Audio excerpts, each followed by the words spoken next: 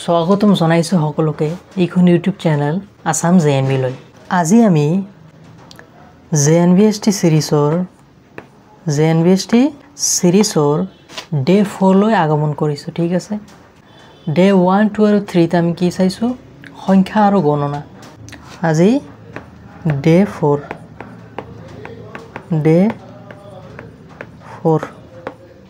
ঠিক আছে।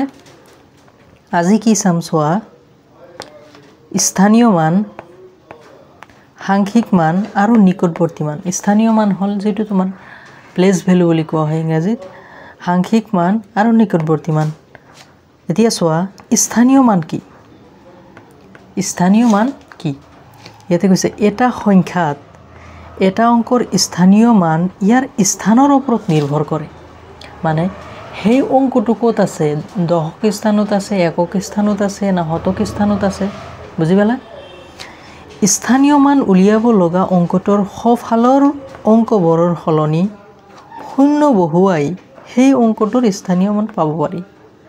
মানে স্থানীয় মান উলিয়াবলৈ হ'লে যিখন অংকৰ আমাৰ স্থানীয় মান উলিয়াব লাগে তাৰ সোঁফালে যিমান কেইটা অংক আছে সেইকেইটা আমি শূন্য বহুৱাই আমি তাৰ স্থানীয় মান উলিয়াব পাৰোঁ। এটা উদাহৰণ চোৱা, ইয়াতে 6314 সংখ্যাটোৰ প্ৰতিটো অংকৰে স্থানীয় মান উলিওৱা। প্ৰতিটো অংকৰ স্থানীয় মান উলিওৱা। এতিয়া চোৱা 66314 4ৰ স্থানীয় মান যেহেতু এককত আছে, ইয়াৰটো কি হ'ব? 4 হ'ব। সেকেন্ডটো কি? 1 আমাৰ কি কৈছিল? সোঁফালে যিমান কেইটা অংক থাকে তাক আমি কি শূন্য কৰি দিব লাগে। তেনেহলে একৰ সোঁফালে কি আছে? এটা আছে। তেনেহলে একৰ স্থানীয় মান কি হ'ব? 10 হ'ব। তাৰ পাছত আহি যোৱা 3। 3ৰ সোঁফালে কিমানটা অংক আছে? দুটা অংক আছে। তেনেহলে কি হ'ব? 300 হ'ব। আৰু 6ত কি হ'ব? 6 তাৰ সোঁফালে কিমানটা অংক আছে? 3টা। এটা, দুটা, 3টা। বুজি পালা? আমাৰ স্থানীয় মান, ইয়াৰ স্থানীয় মান কি? 4ৰ হ'ব 4, একৰ হ'ব 10 আৰু 3ৰ হ'ব 300 আৰু 6ৰ হ'ব 6000। এতিয়া এটা পইণ্ট চোৱা, সদায় মনত ৰাখিবা কি শূন্য যতেই নাথাকক কিয় ইয়াৰ স্থানীয় মান সদায় শূন্যই হ'ব। শূন্য যতেই নাথাকক কিয় ইয়াৰ কি স্থানীয় মান সদায় শূন্য হ'ব। বুজি পালা? এতিয়া আহি যোৱা সাংখ্যিক মান। সাংখ্যিক মান মানে কি? সংখ্যা এটাত অংক এটাৰ সাংখ্যিক মান ই অধিকাৰ কৰি থকা স্থান নিৰ্বিশেষে একে থাকে। মানে সাংখ্যিক মান যতেই নাথাকক কিয়, একক, দশক, শতক, হাজাৰ যতেই নাথাকক কিয় ইয়াৰ সাংখ্যিক মান যেটো হয় সেইটো সদায় সেম থাকিব, সদায় একে থাকিব।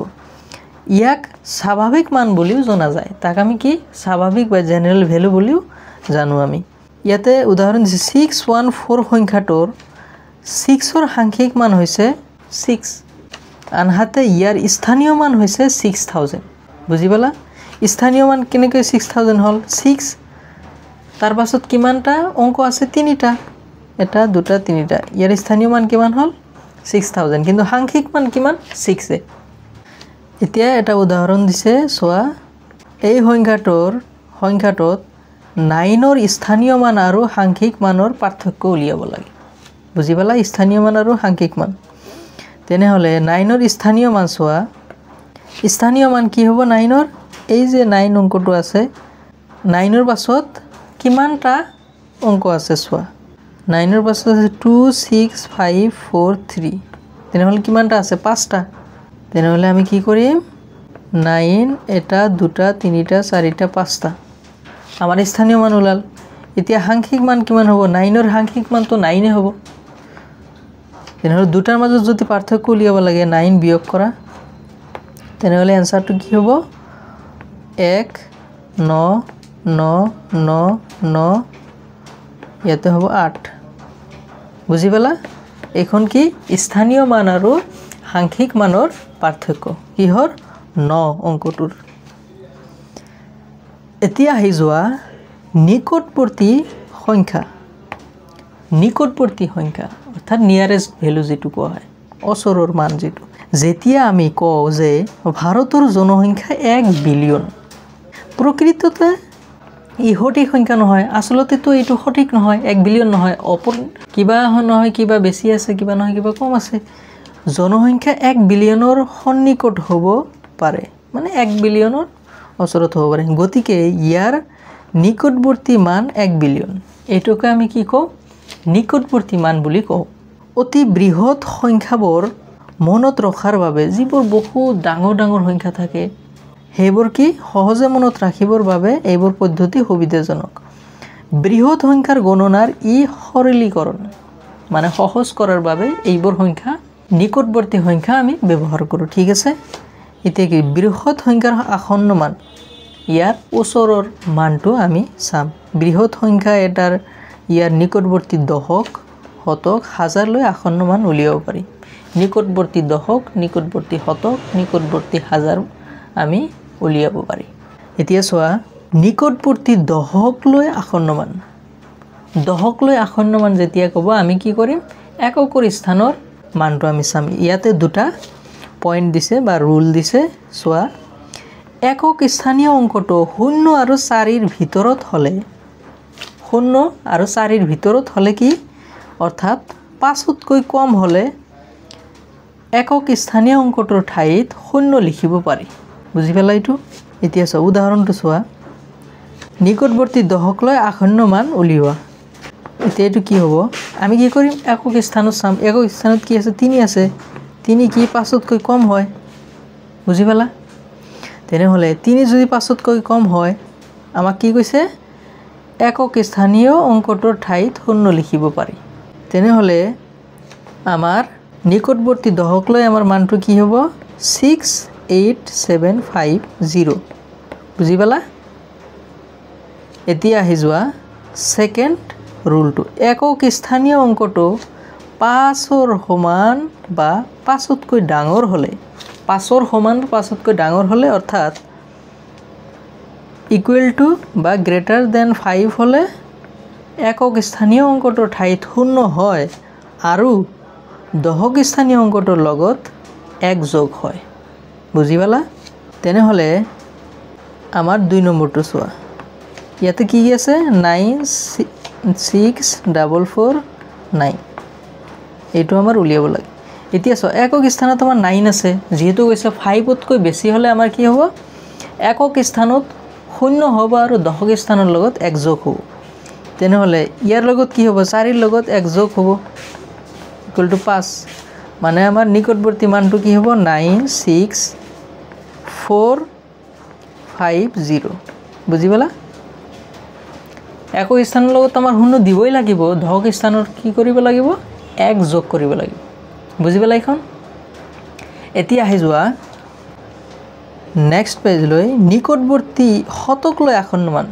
ইয়াৰ আগত আমি কি কৰিলো দশক লৈ এবাৰ শতক লৈ এবাৰ চোৱা কি কৈছে একক স্থানীয় অংকটো 0 আৰু 4 ৰ ভিতৰত অৰ্থাৎ 5তকৈ কম হলে দশক স্থানীয় অংকটোৰ ঠাইত 0 লিখা হয় তেনেহলে 1 নম্বৰটো চোৱা একক স্থানত আমাৰ কি আছে 0 আছে তেনেহলে আমি দশক স্থানত কি কৰিম 0 বহাই দিম ঠিক আছে তেনেহলে আমাৰ নিকটৱৰ্তী মান 2035 দশক স্থানত 0 হ'ব আৰু পিছতো 0 হৈ যাব আমাৰ 1 নম্বৰৰ শতক লৈ আসন্ন মান উলিয়ালো এতিয়া চোৱা পইণ্ট নম্বৰ 2 দশক স্থানীয় অংকটো 5ৰ সমান বা 5তকৈ ডাঙৰ হলে দশক স্থানৰ অংকটো মানে এই যে 5 আছে তাৰ পাছতো 5 আছে মানে এইটো দশক স্থান হল কি কৈছে দশক স্থানৰ অংকটো 5ৰ সমান বা 5তকৈ ডাঙৰ অৰ্থাৎ গ্ৰেটাৰ দেন 5 হলে দশক স্থানীয় অংকৰ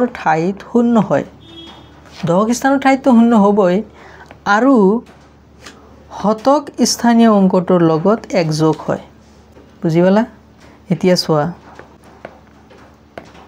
প্ৰথমে আমাৰ কি কৰিব লাগিব একক স্থানে যে 1 নম্বৰ পইণ্টটো যেতিয়া কৈছে কি এতিয়া দশক স্থানটো চোৱা দশক স্থানত কি আছে তেনেহলে ইয়াৰ দশক স্থানত কি আছে 5 আছে কি কৈছে 5তকৈ ডাঙৰ 5ৰ সমান বা 5তকৈ ডাঙৰ হলে স্থানীয় অংকৰ ঠাইত 0 বহাব লাগে তেনেহলে 1955 কি কৰিব লাগে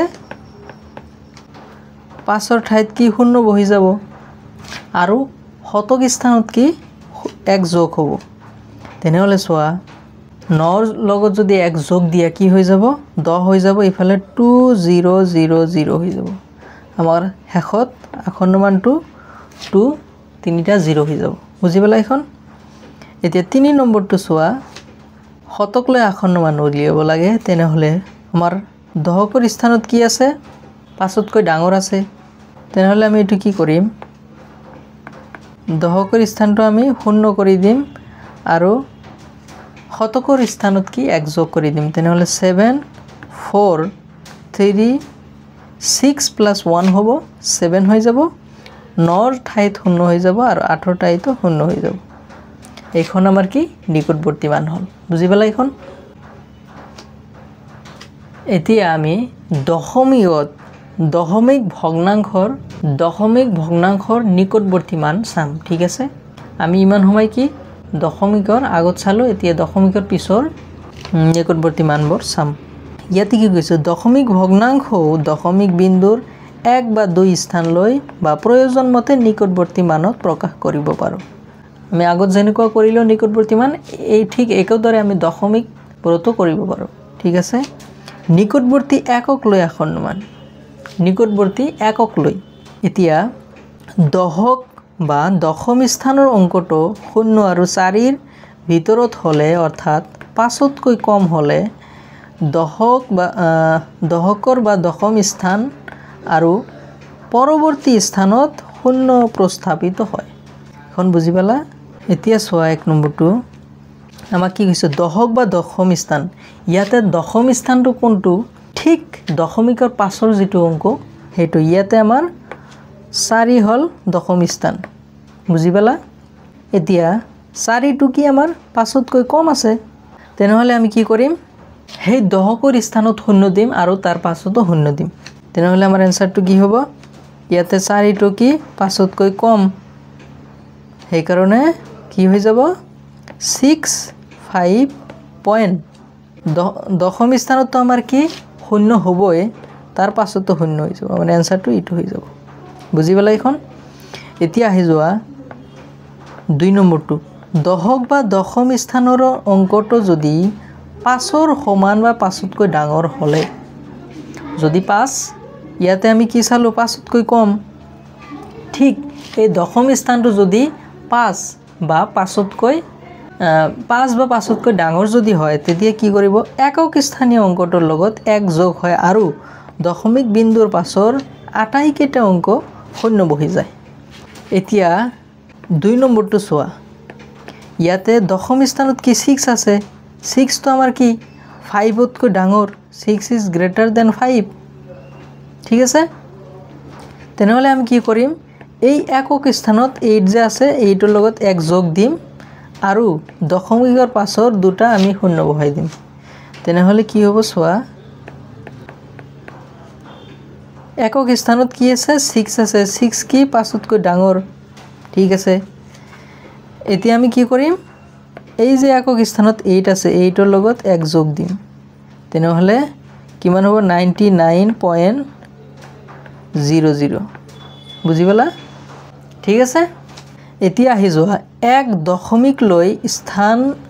দশমিক স্থান লৈ শুদ্ধ কৰা মানে এটো নিকটৱৰ্তী মান উলিয়াব লাগে পয়েন্ট নম্বৰ 1 চোৱা শতকৰ স্থানৰ অংকটো 0 আৰু 4 ৰ ভিতৰত হলে শতক স্থান বা পৰৱৰ্তী স্থানবোৰত 0 প্ৰস্থাপিত হয় এবাৰ শতকৰ স্থান কোনটো হ'ব প্ৰথমটো হল দহক তাৰ পিছৰটো হল শতক মানে ইয়াতে 4 ঠিক আছে তেনেহলে চোৱা